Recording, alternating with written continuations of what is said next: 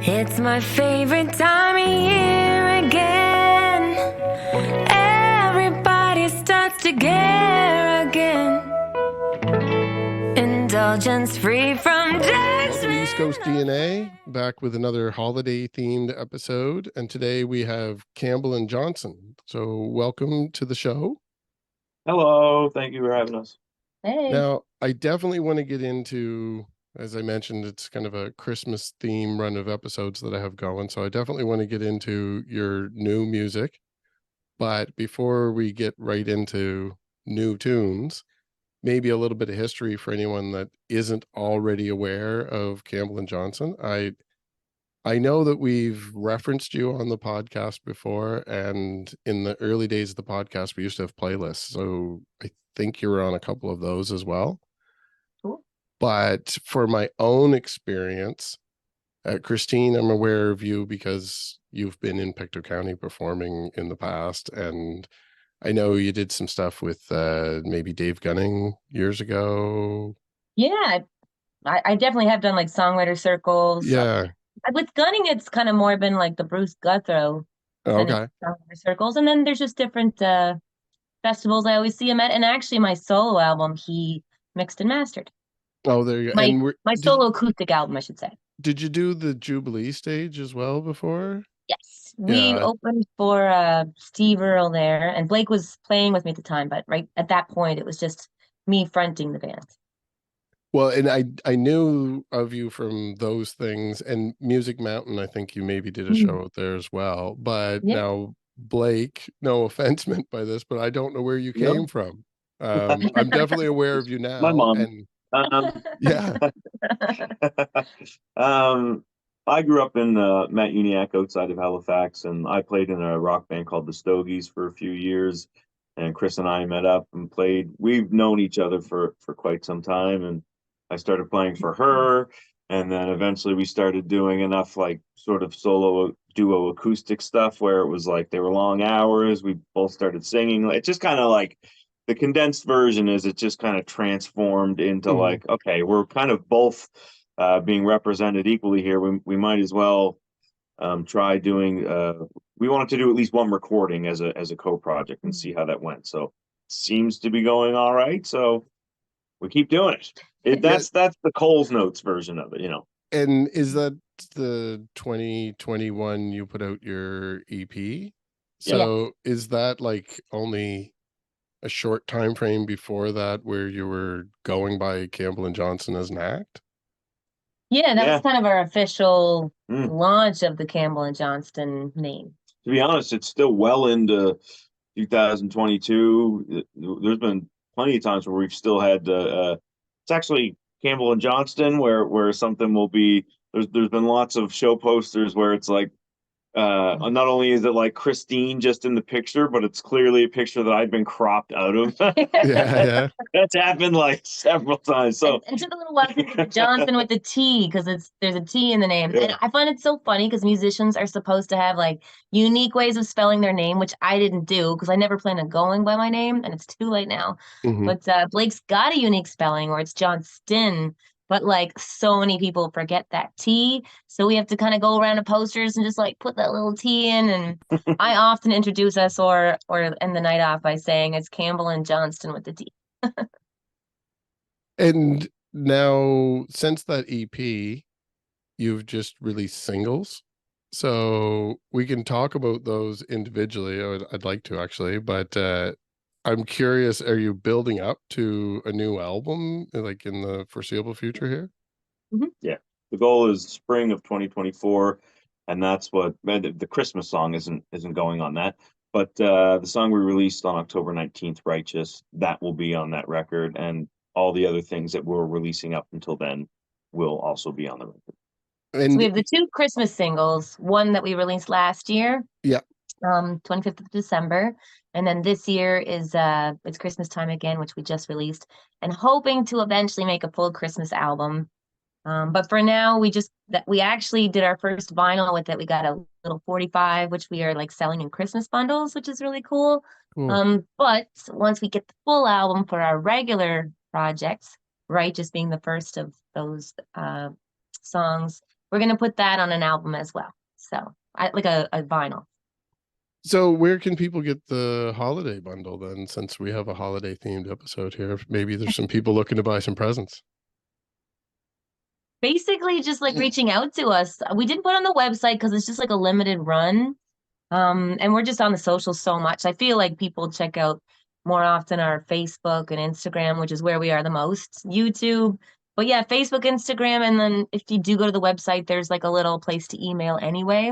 So campbellandjohnstonmusic.com or just Campbell and Johnston Facebook or Instagram. Like those are the main, and we're very interactive. We'll either ship them, or if we're planning on being in your neck of the woods, you know, before whatever, we'll say December 17th, 18th. Well, you know, I feel like up until then, I'm kind of taking those days off. But if we're up around there, we will personally meet you somewhere. I bought a really big mug, so that's why it doesn't really. It's a little bit expensive for shipping. So yeah, we're in a New Brunswick run right now. The mug's really cool. Yes. It's great. Like, it's awesome. It's the kind of, if you're, you know, having passing over. It's good, solid. Yeah, if you're like a winter campfire, everyone's outside, and it's the kind of mug that you want, full of hot chocolate and maybe whatever. Trying to get your curls in, you know, it's got a good weight to it. Yeah, so it's great. But it's a huge pain for shipping. Huge. So it's not that crazy, but it's just easier to drop it off if we can. It's a good item for people to look for at shows, maybe, or is it too much for you to lug out to shows? We are gonna take a couple. We got it. Well, a couple. We bring everything on the road. We did this time because this is our last like real like run, like other than a few like, you know, Christmas events, like and corporate events in December. This is kind of our last little run to kind of wrap up the year. So we definitely took it with us, and we just messaged, you know, or posted on our socials, if people want them, let us know and we'll bring it to you, kind of thing. So we're dropping them basically to people in New Brunswick because that's what we're doing right now. Next week is the big Q show where we get to open for Sam Roberts and the Trues at the Scotiabank. So we're not going to like bring the bundles per se, but a couple people did ask to get them. So we'll probably meet with them prior to it, and then we'll have our regular merch. Like we've got a bunch of limited run t-shirts and all, hats and toques and CDs for those vintage CD collectors. Yes, we're like drug dealers peddling joy is what we're out of the back of our van as we go along. We're kind of playing Santa in a way, you know. I love Christmas. You definitely had the merch game down. I've been commenting that to a couple different artists as I've been going around. I always like a merch table. My previous music experience was retail, so I really appreciate when somebody has a good little merch stand that they can take with them on the go. And I was watching you, Blake, when you were setting it up. I was like, oh yeah, okay. He knows how to find a spot and lay everything out. There's not enough people out there doing that. Well, I appreciate that, because it's even last night we very cool venue, but they're just starting to do more live music there, so they're figuring it out, right? And it's a great spot, but the one tip was like, should have a little area where bands can set up their merch, because it's just like, especially in like the modern in the wall, and we were able to hang the t-shirts. It actually really convenient. It looked pretty cool because it was kind of the backdrop. It was almost like we had our own banner because of it. Yeah. So it was cool. But yeah, that's a lot of places don't always realize that extra bit of merch that you can sell at a show can really change it from being like an okay night to a quite profitable night. Yeah. And lots of people these days that are coming out to it, especially places where it's like more listening rooms or house concert styles, or the new sort of brewery type of vibe that's happening. A lot of those people, they want to throw $25-30 extra dollars for something. So people will even put those into tip jars. But if you have a little bit of color and something too. Yeah, right. It's kind of, because there's a lot of people that don't have CD players. You know, they can't. That used to be the way. CDs were the ultimate way to make a real income, you know, and suddenly the new cars came out and not a lot of people have them anymore. So we still sell CDs, better in certain areas. But certainly more sparse though. Yeah, and at the end of the day, like we might do one small run of CDs for the new album, just for the heck of it, but that's a big if, and it'll probably be the last one. So luckily vinyl seems to be coming back, and that's the coolest way anyway. So. And limited runs on things, even though when you're on the end of the person that's creating it, it doesn't seem maybe as big of a deal right off the bat, but from a collector mentality, like if you do that over a run of a few years, like you have fans out there that have a stack of 45s or a few CDs, yeah. like they end up having everything over to this side of my wall is all music stuff. And Yeah. at this point now, because of things like this, probably 50% of it's like autographed or like very Yeah. limited run things that I picked up at shows. So like I basically Well, have a little museum now.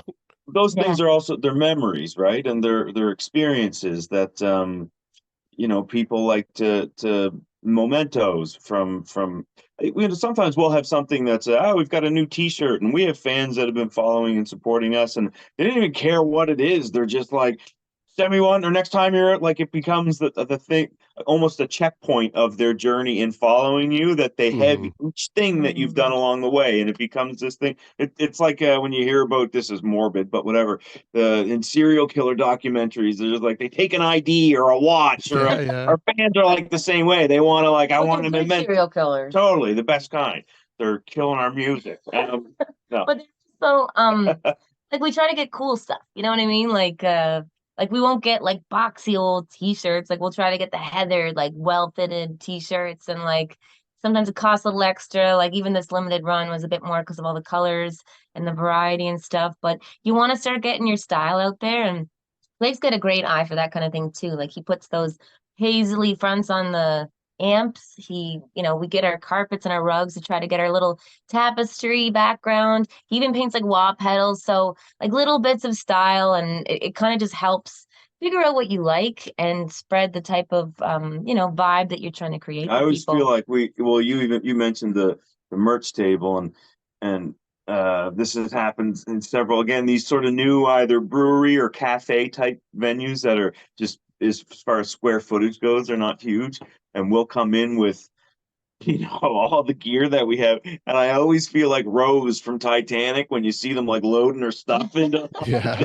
and it's like all these huge suitcases Yeah. and trunks, and people see us coming, and it's just like, you may have to clear this space out for the next 25 minutes, half hour, because we're bringing everything. We're kind of like the Ringling Brothers a little bit. Like we have a lot of gear too, right? Like we're an acoustic duo-ish, but we also have amps. So we have a lot of setup. Sometimes we bring a system depending on the gig. And like in the olden days, I used to bring my piano around, and I just can't usually fit it anymore. With the band, however, sometimes I'll jump on my keyboard player's piano, and that enables me to do it. And I probably will bring the piano around again. But when I used to live in an apartment, like even when I just did solo shows and I had like my piano, maybe my electric, my amp, my acoustic, my system, my clothes, every time I would leave, people would be like, "Oh, are you moving out?" And Yeah. every time I would return from a gig, they would be like, "Oh, are you new? Are you moving into the building?" And it is a little ridiculous, but it makes like you have to reset up your office every night, and we like to have it just right.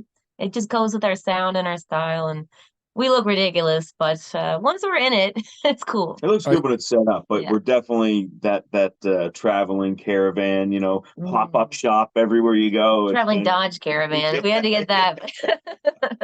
I used to relate a lot because when I would take this stuff on the road, like I was filling totes with like mic stands and backup mics and extra cables, and like, what if I need this adapter? But I realized I don't have a full band. It's just me interviewing people. So the Yarmouth trip I just went on was basically things I could carry on my person as long as I had a few extra pockets. So Yeah. I've streamlined it a lot, but I do remember a lot of days lugging around like boxes of t-shirts and display stands and like different hangers and stuff, and going to different places to set up shop and like, where can I hang these things? And Yep. And you, it's you never know too, because like this world like has just evolved so quickly. It's just going at an exponential rate, and you're expected to wear so many hats now. So it's mhm. like on the road, like if we're not going to be back, we're gone on the road for like a month. Are we gonna like have to record any vocals to send to touch up our single? Are we gonna have to like do some video? Should I take my mic with me for that? And like the better cameras and the chargers, and is it their electric gigs? Is it their potential of doing electric gigs and versus acoustic if that's, anyway, I can yammer on about it, but like there's just so much to overthink and overpack. and you still have to kind of decide and not like make it, you know, the journey still has to be fun. So you gotta like also be careful to not like spend too much time thinking about that. So bit by bit, we're kind of organizing it and getting it easier to like, you know, get on the move. Like I used to have like one bag where it had just one toothbrush, one everything, and I would just unpack and pack the same day a lot of times. And Yeah, a little go eventually it's bag. like now I got 2 bags. Yes, 2 of everything at least. So I remember years ago watching an interview with we've actually written with Jason McCoy from Jason McCoy and from the Roadhammers, and years ago I was probably 18, 19, and I was watching an interview with him. He was talking about he said, you know, the suitcase never really goes away. Like I never put my suitcase fully away. I unpack it maybe, but the suitcase is out in the bedroom because next weekend I'm gonna have, like, it's just always there. And back then I thought like that's what I want my life to be. Yeah. And now I've experienced that quite fully, where it's like, oh, I get what he was saying. He was not being ungrateful for it, but just saying that be prepared, because you're just always kind of, even when you're home, you're still kind of living out of your suitcase in this business, and that's just literally, there is literally a suitcase always. always. And there's a couple times I actually put it away, and I'm like, why did I do that? Unless you're gonna put it away to get a bigger suitcase, that's the only time it goes away. Yeah. So you Name guys the are game. you're taking a little break from the road going into the holidays. Will that maintain into the new year while you work on new material, or are you going to be hitting the road again pretty quickly? Like we got like little gigs here and there in January and February that are on the road. I mean, it's winter, so Yeah. we don't go as abroad no matter what. There's snowstorms and stuff. Can make you suddenly lose money on what should have been a rent payer. But Yeah. basically we do have gigs in January, February, and March, kind of just sprinkling in.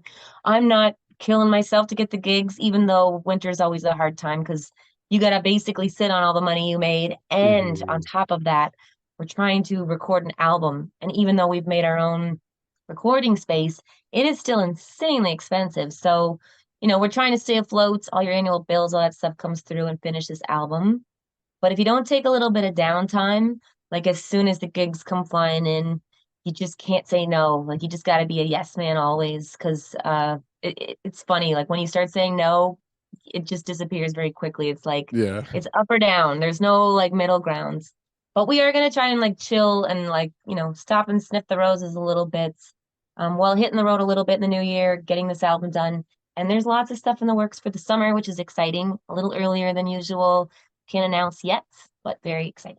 I've seen a lot of not specifically just to you, but I've seen a lot of rumors and some fairly accurate inside information on festivals for next year. It sounds like next summer is going to be quite the summer for music in the East Coast, especially. Yeah. So it's really exciting. Totally. Now, your live set when I just saw you recently, I know of you as the duo, and you do have, because you're doing a blues rock genre, basically, you do have a lot of covers that are worked in that. I mean, that's how you get people to fill seats.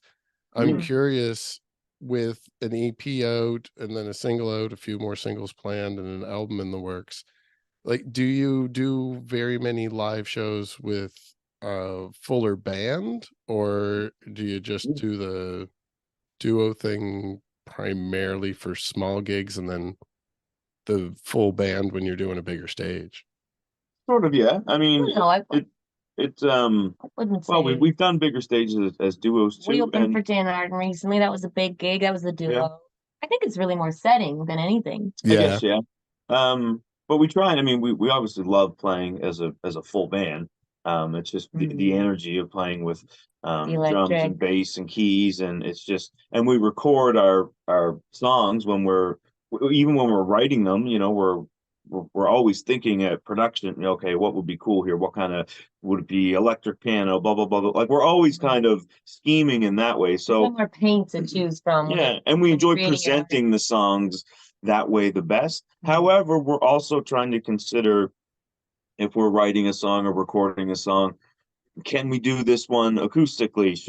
Is this something that's, too far to the wheelhouse, or is this for maybe down the road? Or There's certain songs I would never do electrically. And like if we didn't have the acoustic, we would never be able to do that. yeah. Mhm. And vice versa. We'll in the future, I mean, that first EP, we were really trying to sort of, I think, get dialed into a sort of sound and a vibe, which is especially in the smaller sort of markets like the East Coast of Canada, you get a lot of pressure to do that. Find your lane, find your sound, find your thing. We want to know the category we can put you in for Music Nova Scotia, for ECMAs. Like there's a lot of onus put on. It doesn't even matter if that's totally what you want to do yet. You just probably like there's a lot of that talk that happens. Yeah. Which I didn't listen to at all for like the majority of my career, but now I'm just like I'm glad we finally are. But it's funny too because you lose fans because as you sculpt your sound. Because if you appeal to like everybody at first, sometimes the classically trained pianist, I could be playing the Chamber of Commerce with like a dress, and then the next day I could be wearing fishnets like ripping Zeppelin or something, and it does get a bit confusing. So I get it. But yeah, I wish it didn't have to be so. Well, I mean, it's one of those things where it's sort of complaining about going to a if you want to come in this restaurant, you got to have a blazer on. It's like you can complain about the rule at all, but if you're hungry, just put on the damn coat and go into the restaurant kind of thing. Yeah. So for that first EP, it was like let's see if we can get a group of songs here that work well together, that are kind of, again, not in our wheelhouse. We're trying to create our wheelhouse, but we'll definitely do things in the future that are more. I listen to a lot of either folk or country or acoustic blues, so we'll certainly be incorporating more things like that as we go along. That will translate very well to the duo set, and that might make. If we play a full band, we might have to start saying, "Well, for this part of the show, we're gonna break things down a little bit," which we don't really do a lot of right now. If we're playing electrically, it's to 11, the whole but time. It's closer. Like in the olden days, we did electric. It was like such a different experience in the acoustic. And that was a little confusing sometimes too, because the album would be so different than the acoustic. And the acoustic was still the majority, the bread and butter. It's just the easiest to export and test the waters. Like some places are just not conducive to a band. And so I'm like so glad that we're acoustic there. Other places we can bring the band the next time too, which is also a nice different experience.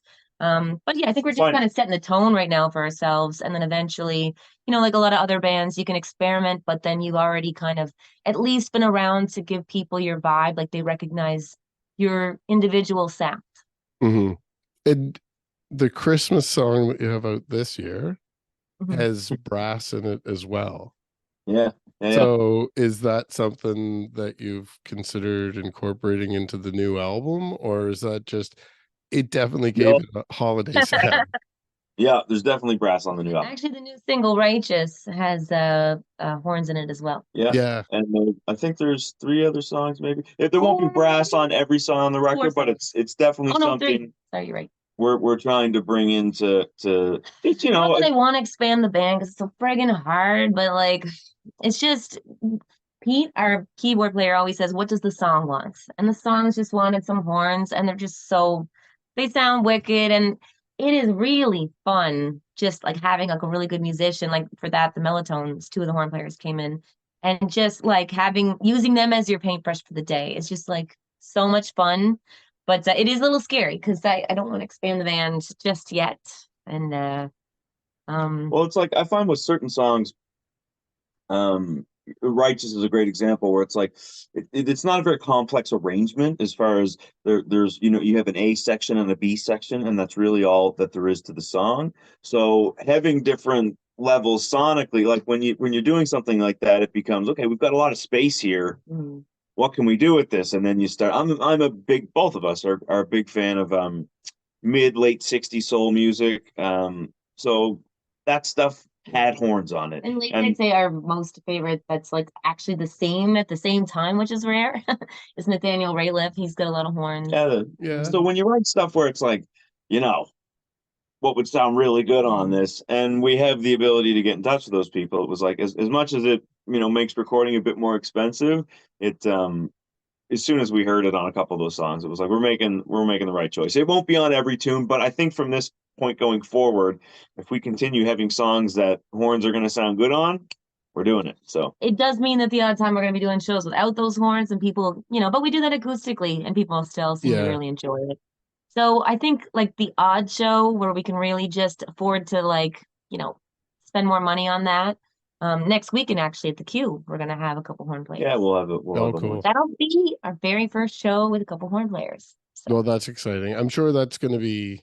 Is it already like a sold out thing? Like No, I think there's still tickets. I'm pretty sure there's still tickets left. Yeah, but that's going to be a big show. I know a lot of Get your people tickets. getting pretty excited to go to that. Yeah, we're looking forward to it. Now the single itself, both singles, Righteous and your Christmas single, you can get them both on Bandcamp. They're available on all the streaming services, but Spotify and YouTube is where we're really trying to push people, because we haven't really pushed them in the past. And that is important. So Spotify, YouTube.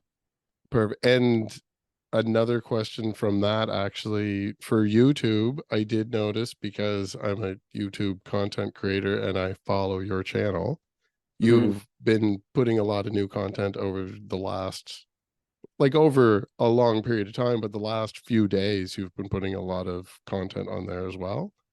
Yeah, just the last 2 months, actually, October, November. Kind of forgot yesterday, now that you're bringing it up.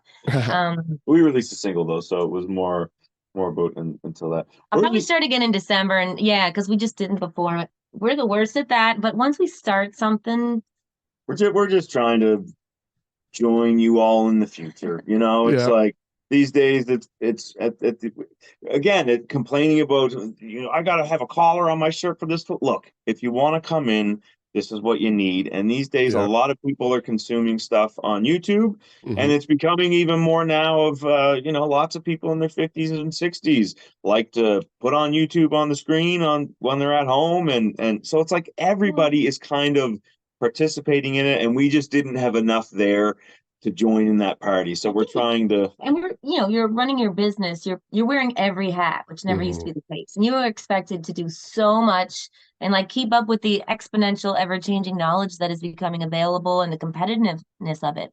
But YouTube, I mean, we have such solid followers. We may not have the biggest fan base, but we've got really strong, wonderful followers that have supported us on Instagram and Facebook. So our best way of releasing stuff is there, because that's where we interact. That's where people have supported us the most, and where we can best get the word out for our shows. However, if somebody's checking us out for the first time, and we're just finally starting to export, thank God, because that's really what we need to do. They're not going to go to Instagram and Facebook. They're going to go to YouTube. No, that's the biggest platform. Live footage on. I mean, even we've had plenty of people. Hey, somebody told me that you guys were planning to come down and check these out. I had never seen you, so I went on YouTube and found it. So it's very clear that it's YouTube as much as a business and a calling card.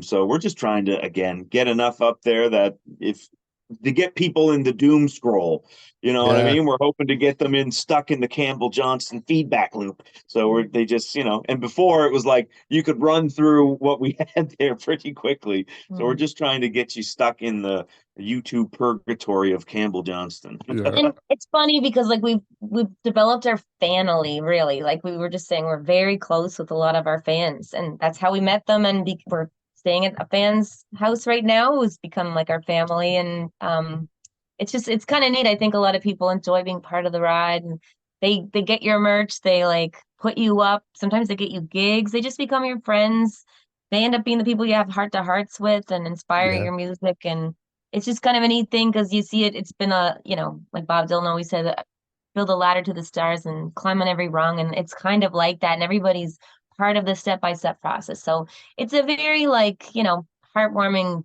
journey, as cheesy as that sounds, but it's really nice. And it's in the East Coast, there is definitely, I think, a thing where we're the East Coast of Canada, you can feel small potatoes out here a lot. And just when Crosby got in the NHL and he was becoming, debatable with Ovechkin, but I mean, people were, this guy is the best person to ever play the game, is what some people were saying. And they were like, that's in my backyard. People Yeah. feel something about that. Yeah. It feels like you're getting one for all of us. And And when they see like your history and like how each time you get a big gig and they're excited with you, yeah, and like it's each one for time, everybody. It's one for, it makes them like, hey, we've been supporting these people or this person for a long time, and it's validation almost more so for them, because in a lot of cases there's been times in our career where if it wasn't for those people, our reality at the time would have been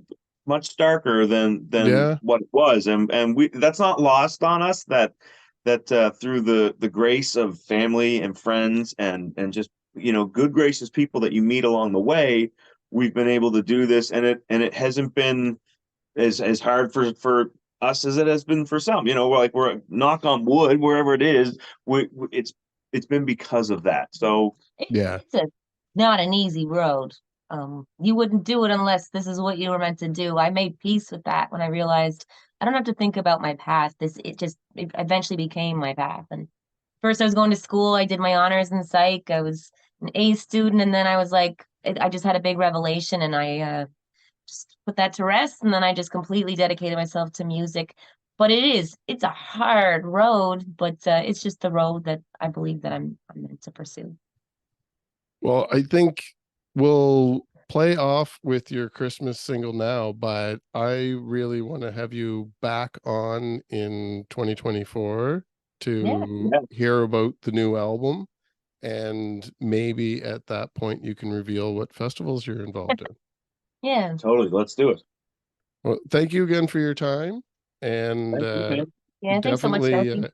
anybody out there that's following along, there's more Christmas stuff coming. And if you hit subscribe to my channel, then pop over and hit subscribe to their channel as well. All right. Thanks again. You got it. Thank you, Darcy. Bye. Bye. Cheers. It's my favorite time of year again. Everybody starts to care again. Indulgence free from judgment of friend. I say Merry Christmas to me. It's that time again.